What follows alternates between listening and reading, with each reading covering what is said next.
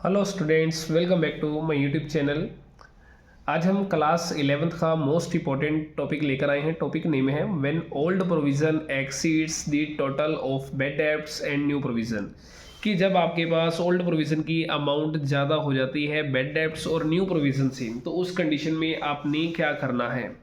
देखिए, इससे पहले मैं आपको कहूँ कि इस टॉपिक को शुरू करें उससे पहले आप क्या कीजिए, जितना भी हमने प्रीवियस पार्ट अपलोड करे हैं उनको ज़रूर देखें, क्योंकि वो टॉपिक या वो पार्ट्स हैं जो आपके लिए मोस्ट इंपॉर्टेंट हैं।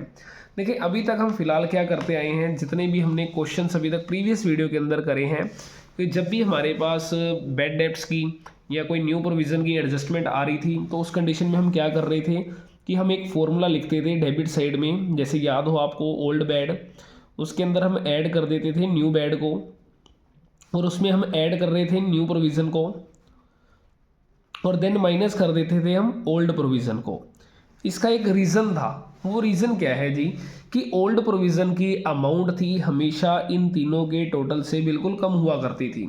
ठीक है, जैसे सपोज कीजिए मेरे पास ओल्ड बेड है 500 का, न्यू बेड है 1000 रुपीज़ का, और न्यू प्रोविज़न भी है 1000 का। दोनों का टोटल कर देंगे तीनों का 2500 आ रहा है।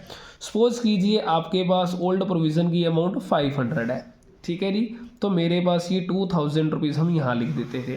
और बैलेंस शीट के अंदर तो हम तरीका करते ही क्या थे, डेटर में से न्यू बेड और न्यू प्रोविज़न को माइनस कर देते थे।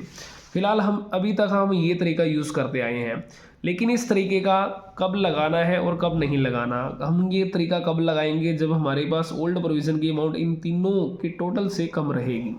ठीक है, अगर बाई मान लीजिए मेरे पास यहाँ ओल्ड प्रोविज़न की अमाउंट 3000 होती, तो मैं ये तरीका नहीं लगाऊंगा। उस कंडीशन में मुझे क्या करना होगा, जो भी मेरा ओल्ड प्रोविज़न है, मतलब जो कि 3000 मैंने आपको बताया है, 3000 सपोज कीजिए, उसमें से मुझे ओल्ड बेड की अमाउंट माइनस कर देनी है। हम इसी एग्जांपल को ले लेते हैं, सपोज 500 है, और उसके बाद हमने क्या करना है जी, तो न्यू बेड को भी माइनस करना है, जो कि इसी एग्जांपल में मैंने 1000 माना है, और न्यू प्रोविज़न भी जो कि मैंने 1000 रुपीज़ मान रखा है। इन तीनों को मैंने कर देना है माइनस, और माइनस करने के बाद मेरे पास 500 रुपीज़ आएगा। क्लियर है। ये तरीका आप कब लगाएंगे, जब आपके पास ओल्ड प्रोविज़न की अमाउंट इन तीनों के टोटल से ज़्यादा हो जाएगी। बाकी हमने बैलेंस शीट के अंदर डेटर में से जो करना होता है लेस, वो सिंपल वही तरीका रहेगा, कोई चेंजेस नहीं करना। डेटर में से आप न्यू बेड माइनस कर दीजिए, न्यू प्रोविज़न भी माइनस कर दीजिए। अब देखें, इसी के बेस पर हम एक इलस्ट्रेशन लेकर आए हैं छोटी सी, तो इसको देखते हैं किस तरीके से सोल्व करते हैं। जैसे prepare profit and loss account and balance sheet from the flowing information. कुछ इन्फॉर्मेशन गिवन है, इस इन्फॉर्मेशन के बेस पर आपने करना क्या है जी, profit and loss and balance sheet तैयार करनी है। जैसे मेरे पास डेटर्स हैं 80,000 के, और बेड डेप्ट्स हैं 2000 का, प्रोविजन फॉर बेड डेप्ट्स आपको दे रखा है 5000 का, एडजस्टमेंट है जैसे बेड डेप्ट्स 500 की, प्रोविजन ऑन डेटर 3% आपको गिवन है। देखो, अगर पेपर के अंदर जब कभी भी आपके पास बेड डेप्ट से रिलेटेड एडजस्टमेंट आ जाती है, तो सपोज आपने करना क्या है जी, पहले रफली सोल्व कीजिए, ताकि आपको पता लग जाए कि इसके अंदर ओल्ड प्रोविज़न की अमाउंट ज़्यादा रहने वाली है कि कम रहने वाली। अगर ज़्यादा रहने वाली है तो फिर आप देख लीजिए किस तरीके से करना है, जैसा आपको भी तरीका बताया है। अगर कम रहेगी तो वो पुराना तरीका हम लगाते आ रहे हैं, वही तरीका यूज़ करना है। जैसे देखिए, फर्स्ट नंबर में हमने फॉर्मूला के याद रखा है ओल्ड बेड की। ओल्ड बेड की जितनी भी अमाउंट है वो लिख लीजिए, प्लस कर लीजिए ओल्ड बेड के बाद न्यू बेड 500 है, प्लस करें न्यू प्रोविज़न। देखिए, न्यू प्रोविज़न आपका मेन है यहाँ पे, वो कैसे बनता है, तो जितने के भी मेरे पास डेटर हैं उसमें से मुझे पहले न्यू बेड माइनस करना है, मतलब 80,000 है, 80,000 में से मुझे 500 माइनस कर लेनी चाहिए, 79500 आ जाएगा।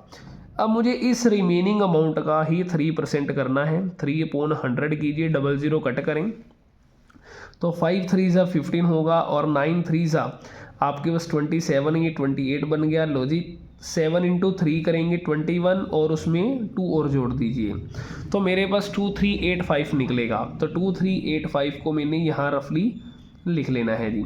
अब हम टोटल कर लेते हैं। टोटल जो मेरे पास यहाँ बन रहा है 4885, जबकि ओल्ड प्रोविज़न मैंने जो करना होता है इसमें से माइनस करना होता है, जो कि 5000 रुपीज़ का है। मतलब यहाँ पे भी ओल्ड प्रोविज़न की अमाउंट आपके पास ज़्यादा बन रही है। तो इस कंडीशन में मुझे क्या करना होगा कि प्रॉफिट एंड लॉस की क्रेडिट साइड में जाना है, मुझे ओल्ड प्रोविज़न लिखना है, जितनी भी उसकी अमाउंट है 5000, जो कि ये वाली है, जो कि ट्रायल बैलेंस में अंदर होती है जी। माइनस करना है मुझे न्यू बेड, और इस क्वेश्चन में जो कि न्यू बेड है मेरे पास 500 का है, उसे माइनस करें जी न्यू प्रोविज़न, जो कि मेरे पास इस क्वेश्चन के अकॉर्डिंगली 2385 का गिवन है, और उसमें से मुझे एक और माइनस करना होता है ओल्ड बेड, जो कि 2000 रुपीज़ का गिवन है। क्लियर है जी। तो इसको सोल्व करने के बाद आपके पास 115 रुपीज़ जो आ रहे हैं वो क्रेडिट साइड में निकलेंगे। अब मुझे यही चीज़ करनी है डेटर की साइड में, मतलब बैलेंस शीट की असेट साइड में करनी है। तो डेटर्स की अमाउंट इस एग्जांपल में मेरे पास जैसे कि 80,000 थी, उसमें से मुझे एक तो न्यू बेड माइनस कर देना है जो कि 500 का है, तो 79,500 आ जाएगा। और जो कि अपन ने न्यू प्रोविज़न क्रिएट करा है उसकी अमाउंट भी आपने माइनस करनी होती है, सिमिलर वही पुराना तरीका जो कि हम लगाते आ रहे हैं। तो 10 में से 5 माइनस करें 5 आ जाएगा, और 9 में से 8 गया 1 आ जाएगा जी, और यहाँ 4 में से आपका 3 गया 1, देन 9 माइनस 2 करें 7, तो 77,115 आपका ये रहेगा। क्लियर है जी। तो ये हमारे पास एक बिल्कुल छोटा सा टॉपिक है, और फाइनल पेपर के अंदर कहीं ना कहीं आपसे पूछा जा सकता है, क्योंकि पेपर के अंदर सिर्फ ओनली अगर हम बात करें डी के गोयल बुक के अकॉर्डिंगली, तो आपके पास इसकी सिर्फ ओनली 1 या 2 ही क्वेश्चन आपको गिवन है। मैक्सिमम आपको क्वेश्चन जो गिवन होते हैं वो पुराने तरीके के अंदर, जिसके अंदर ओल्ड प्रोविज़न की अमाउंट कम होती है। तो इसलिए जो रेयर क्वेश्चन होते हैं उनके ही उठने के ज़्यादातर चांसेस होते हैं। तो इसलिए इस टॉपिक पर थोड़ा सा ध्यान लगाएं। और मोस्ट इंपॉर्टेंट पॉइंट है, सारा क्वेश्चन गलत हो जाएगा सिर्फ इस टॉपिक की वजह से, अगर आप इस टॉपिक को स्किप करते हैं जी। तो आई होप कि आपको ये कॉन्सेप्ट समझ आया होगा। अगर कॉन्सेप्ट समझ आया है तो वीडियो को लाइक ज़रूर करें और दोस्तों के साथ शेयर करें, और कमेंट बॉक्स में कमेंट जरूर करें आपको वीडियो कैसी लगी, क्योंकि आपका कमेंट ही एक टीचर के लिए मोटिवेशन का काम करता है। Thank you.